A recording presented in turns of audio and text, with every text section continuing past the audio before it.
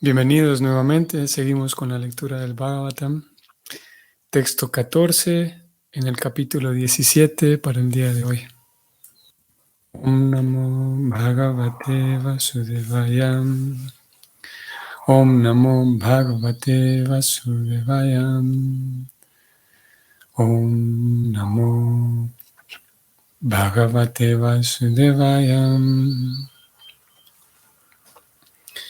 Yane Nagasyam Junyam Sarvatosya Chamat Bhayam Sadunam Bhadram Evasyat Asad Dudamane Kritem.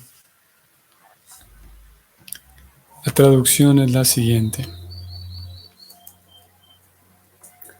Quien quiera que haga sufrir a seres vivientes inofensivos tendrá que temerme en cualquier parte del mundo en que se encuentre. Por el hecho de someter a los deshonestos malhechores, uno automáticamente beneficia a los seres inofensivos. Significado. Los deshonestos malhechores prosperan por culpa de gobernantes cobardes e impotentes. Pero cuando los gobernantes son lo suficientemente fuertes como para someter a toda clase de deshonestos malhechores en cualquier parte del estado, sin duda que estos últimos no pueden florecer.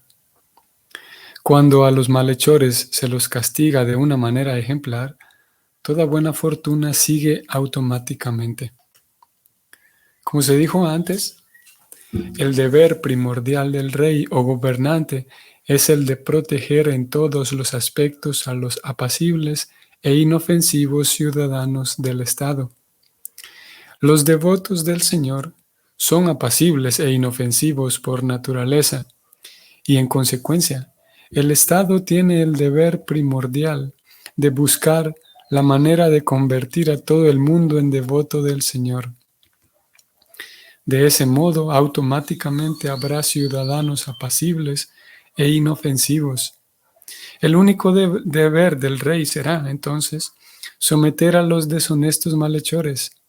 Ello traerá como resultado la paz y la armonía a todo lo largo de la sociedad humana. Fin del significado. Muy interesante lo que hemos leído hoy.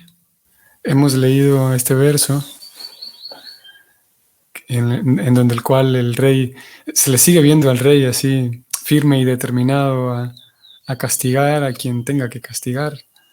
Vimos en este significado algo muy interesante, voy a ir de una vez allá para subrayarlo. De entrada venimos viendo algo que se reitera en el significado, ¿no? La relación que hay entre un buen gobernante que sea capaz de poner, vamos a decir así, mano dura, ¿no?, a los malhechores y el consecuente bienestar de la ciudadanía, ¿no? Y eso es algo natural que todos sabemos, como si hay eficacia para detener la maldad, digamos, en la sociedad, naturalmente habrá bienestar, y eso, como digo, todos lo sabemos. Prabhupada aquí, hacia el final del significado, voy a subrayarlo y leerlo nuevamente, que vamos a hablar de este tema en particular. Prabhupada introduce una idea muy, muy curiosa, muy interesante. Voy a leer. Los devotos del Señor son apacibles e inofensivos por naturaleza. En consecuencia, el Estado tiene el deber primordial de buscar la manera de convertir a todo el mundo en devoto del Señor. De ese modo, automáticamente habrá ciudadanos apacibles e inofensivos. El único deber del rey será entonces someter a los deshonestos malhechores. Ello traerá como resultado la paz y la armonía a todo lo largo de la sociedad humana. Esta idea que aparece aquí, y bueno, ideas similares ofrecidas por Prabhupada, definitivamente que es necesario sentarse un momento y con la cabeza fresca leerlos para tratar de digerir y ver a qué está refiriéndose esta afirmación, ¿no? Ya que podría dar pie a algunas confusiones. Específicamente, todos estos días hemos venido hablando del estado político, filosófico postmoderno, las filosofías postmodernas, el progresismo, y el progresismo, aquella filosofía progresista que sostiene que todo lo nuevo es mejor. Hemos hablado de eso algunos días atrás, ¿no? Debido a que eso está acompañado con la revolución digital que hemos vivido en los últimos años. Y dentro de ese campo digital, dentro del mundo de la tecnología, sí, aparentemente todo lo nuevo es mejor y cada nuevo aparato viene a reemplazar el anterior. Por lo tanto, eso se mezcla con o las personas en general mezclan y combinan esas dos realidades. Y esa combinación es letal, en realidad es nociva, porque la persona piensa que así como funciona el mundo digital, tiene que funcionar la vida. Y dado que el mundo digital y la tecnología nos trae cosas nuevas que son mejores, da la impresión, y muchas personas están ahí, han comprado esa trampa de creer que entonces para que la humanidad prospere tenemos que inventar nuevas cosas y tenemos que rechazar todo lo previo.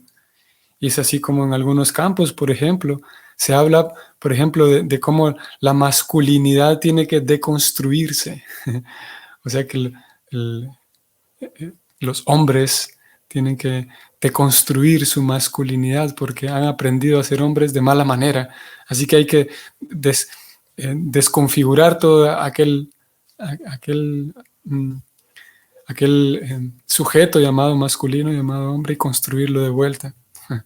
Y cosas similares. Y también hemos mencionado en días previos cómo mezclado en toda esta filosofía posmoderna y progresista, mezclado ahí también está el hecho de que la sociedad no avanza porque durante siglos hemos estado atrapados en algo llamado religión. Y es aquí donde se pone interesante el asunto, porque el intento por quitar de todo el tejido social, quitar todos los elementos religiosos, es, eh, es algo muy distribuido, ya que el progresismo como filosofía política es global hoy por hoy. Entonces en muchos lugares hay una propaganda muy grande, sí, muy grande, para eliminar los elementos religiosos, elementos que tengan que ver con la religión. Y ya lo hablamos hace algunos días, como obviamente cuando hablamos de esta filosofía postmoderna y progresista, eh, siempre, como la Gita nos enseña, siempre encontramos en todo, siempre vamos a encontrar atisbos y rastros de bondad, ¿no? Incluso en medio de cosas muy en la oscuridad, siguiendo el patrón de las tres modos de la bondad, pasión e ignorancia. Mismo incluso en medio de elementos muy en la oscuridad habrá ciertos trazas, ciertos rasgos de bondad. Así que en esta filosofía progresista y posmoderna, posiblemente hay, y sin duda que hay un deseo de progreso, un deseo de mejoría, porque evidentemente el planeta está en muchas crisis, ¿no? Y podemos encontrar que hay al menos podemos decir, una buena intención de progreso, de bienestar, solo que algunas veces con esa buena intención se va a algunos extremos, ¿no? Y como digo, uno de los extremos muy mal pensados es que para poder progresar, entonces necesitamos limpiarnos de eso llamado religión. ¿Por qué? Porque la religión, voy a subrayarlo aquí, voy a mencionar cuál es el argumento de ellos y voy a subrayarlo aquí porque preocupada en esto que aún tengo subrayado de este significado. Esta afirmación que ha hecho Prabhupada podría servir para reforzar más el argumento de ellos. Ustedes van a ver. Prabhupada dice que el Estado tiene el deber primordial de hacer que todo el mundo se vuelva devoto del Señor. Continúa diciendo, punto y seguido, continúa diciendo, de ese modo habrá automáticamente ciudadanos apacibles e inofensivos. Esta línea es central. De ese modo habrá ciudadanos apacibles e inofensivos. Algunos filósofos que defienden este posmodernismo y progresismo sostienen que justamente por eso la religión es nociva, justamente por eso, porque cohíbe al ser humano, porque bloquea al ser humano de expresarse él como realmente es. Y esa contención que genera la religión le termina haciendo daño al ser humano, de acuerdo con estos filósofos, porque pues, esta filosofía postmoderna y progresista naturalmente es fundada en diferentes escritores y filósofos que fueron eh, tejiendo, digamos, y fueron construyendo esta forma de pensar. Y, y tal como funciona la filosofía occidental, siempre todos los filósofos, todos los pensadores y escritores que defienden alguna idea, para comprenderla hace falta rastrear a otros filósofos previos a ellos que fueron influenciadores de, de, de los filósofos en la posteridad, ¿no?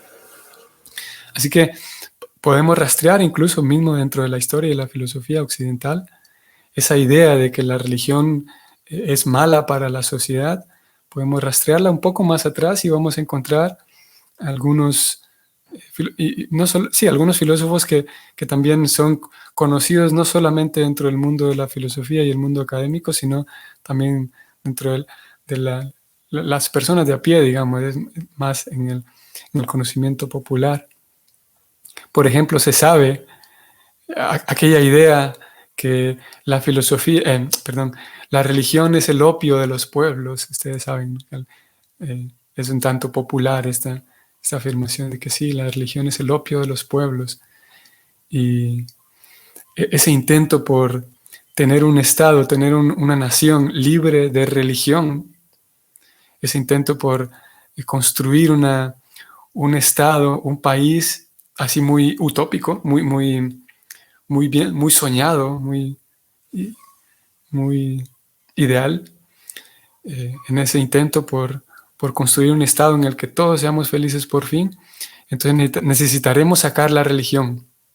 Es una idea muy propia de aquellos orígenes, las raíces y los orígenes de lo que hoy en día conocemos como el comunismo, el socialismo.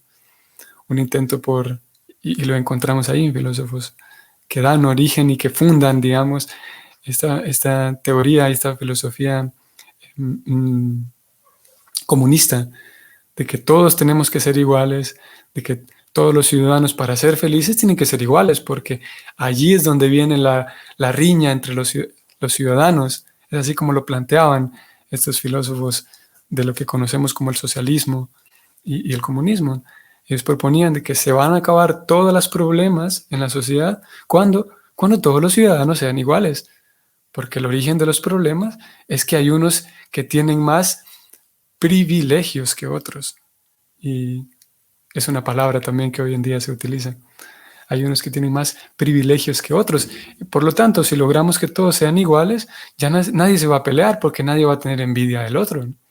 Por lo tanto, si alguien genera muchos recursos y hay otro que genera pocos recursos, entonces vamos a redistribuir la riqueza. Todo esto es un lenguaje que aparece ahí en el socialismo. La redistribución. Si alguien gana mucho y otro gana poco, entonces vamos a quitarle al que gana mucho y vamos a darle al que gana poco, para tener un estado de igualdad. En ese estado de igualdad necesitaremos entonces que todos comprendan que para su propio bienestar estamos tratando de que todos sean iguales. Más o menos era el corazón de su tesis, de que si todos tienen igual cantidad de recursos, entonces nadie va a ser infeliz, todos vamos a ser felices. Y en ese origen, como digo, lo que conoceríamos como ese comunismo, encontramos esta famosa frase de que la religión es el opio de los pueblos.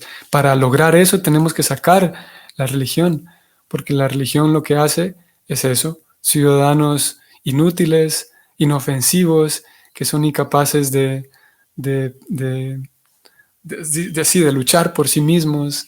Ustedes sabrán que en ese momento en el que nace y florece esta filosofía política del comunismo, ellos llamaban a la población, incitaban a la población a una revolución, porque en ese momento había lo que se conoce como esa lucha entre el proletariado y la, ¿cómo se llama? La clase burguesa y los, los trabajadores. Entonces, los trabajadores, para lograr aquel estado feliz que todos ansiábamos, esos trabajadores que estaban siendo explotados por los grandes ricos, esos trabajadores tenían que armarse de valor y propiciar una revolución. Pero nadie iba a hacer una revolución si era cristiano, porque dentro del cristianismo todos aprendían a ser apacibles e inofensivos, como aquí lo estoy subrayando. Por lo tanto, ellos entendían que para que un ciudadano se arme de valor y vaya a una revolución, tiene que estar libre de ese miedo que le mete la religión, por ejemplo, como ellos lo concebían. Y por esa razón, ellos buscan ir en esa dirección de limpiar la religión. Al mismo tiempo y contemporáneo a ellos, a esta filosofía socialista, había algo más siempre en Europa, y era el intento por ya ahora no solamente ya no solamente quitar la religión para que el ciudadano ejecutara una revolución frente a los grandes millonarios que existían. Al mismo tiempo había otro grupo de intelectuales, también en Europa, que intentaban sacar del mapa la religión, porque ellos decían que la religión cohibía a la persona, ahora no solamente en asuntos políticos para que busque una revolución, sino que ellos decían, cohíbe a la persona en asuntos sexuales. El ser humano necesita expresar su sexualidad y la religión es tan nociva que le cohíbe eso y le enseña, de acuerdo con estos pensadores, le enseña al ser humano que está mal expresar su sexualidad abiertamente. Por lo tanto, lo llena de pudor y lo llena de vergüenza, de acuerdo con estos otros filósofos. Y ellos entonces fundan una escuela y hasta hoy por hoy sigue siendo estudiada y conocida. Y esta escuela llamamos escuela, pero en realidad se llevó a cabo dentro de círculos universitarios y académicos de mucho peso, académicos y personas pensantes muy serias en el sentido del acto de pensar, no muy serias en el sentido de que estaban tirando a la basura todo tipo de moralidad, pero serias en el sentido de que muy dedicados al producir conocimiento, al escribir. Y ellos influenciaron mucho el pensamiento de hoy por hoy, al pensamiento actual, en el cual vemos una mezcla de ambas cosas, una mezcla de, por un lado, quitar la religión porque la religión nos impide ser ciudadanos políticos que piensan por sí mismos, que buscan igualdad de derechos, que buscan bienestar civil, y por otro lado un intento por quitar la religión porque esa religión nos impide nuestra expresión sexual, porque un ciudadano que realmente vive libre expresando su sexualidad se va a sentir más feliz, de acuerdo con lo que hay de fondo en esta filosofía. Y lo cierto es que específicamente en este segundo punto, el ciudadano la persona que vive de acuerdo con lo que le indica, no solamente lo que le indica su corazón, ni lo que le indica su razón, sino un ciudadano que vive de acuerdo a lo que le indican sus genitales, es una persona que tarde o temprano, más temprano que tarde, se va a meter en un montón de problemas, se va a meter en problemas muy serios. Y es otra de las razones por las cuales hoy por hoy ese progresismo y posmodernismo de manera así muy extremo está causando tanto mal, em, porque le invita a la persona, la empuja a la persona, no la empuja, de hecho no lo hace así de manera violenta, sino la invita y la seduce, podemos decir, le hace creer a la persona que definitivamente está generando una revolución histórica en el planeta. Y es un punto interesante dentro de viéndolo con ojos incluso antropológicos y psicológicos, cómo tenemos, por ejemplo, un grupo de personas, una sociedad de personas que ansiamos todos, ansiamos un bienestar social y en cierto sentido estamos cansados, digamos, de tanta, ¿qué podríamos decir? De tanta corrupción que vemos a nivel político, estamos cansados y tenemos la esperanza de tener un planeta mejor. Y eso es algo que compartimos todos, porque en fin de cuentas, el alma en el fondo siempre busca bienestar, el alma siempre busca placer, porque antes de venir al mundo material vivía en un lugar lleno de placer todo el tiempo. Entonces ese alma que ahora vive aquí en el 2022 busca placer y busca bienestar y desinformada de cómo conseguir ese bienestar, entonces termina comprando estas propuestas. Entonces decía, este posmodernismo le vende a la persona de que sí, usted busca bienestar, aquí está, mire, el bienestar va a llegar cuando se libre de, de esos aparatos que lo cohíben a usted, especialmente que lo cohíben sexualmente. Y hoy por hoy, como digo, vivimos una revolución a nivel sexual. Ustedes y yo lo sabemos, cómo se celebra y se promueve de manera así muy clara y muy directa la sexualidad abierta, digamos.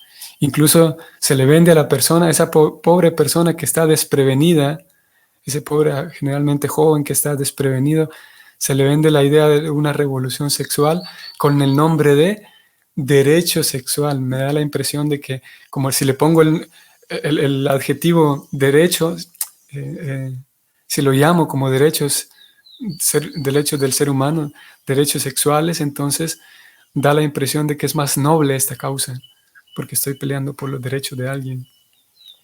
Y lo cierto es que, como digo, es una trampa, porque en la medida en la que el ser humano vive más y explota más sus tendencias animales, sus tendencias animalísticas, animalescas, entonces se mete más en un profundo abismo de lo que llamamos el nihilismo. La persona cada vez más se aleja de saber quién es ella.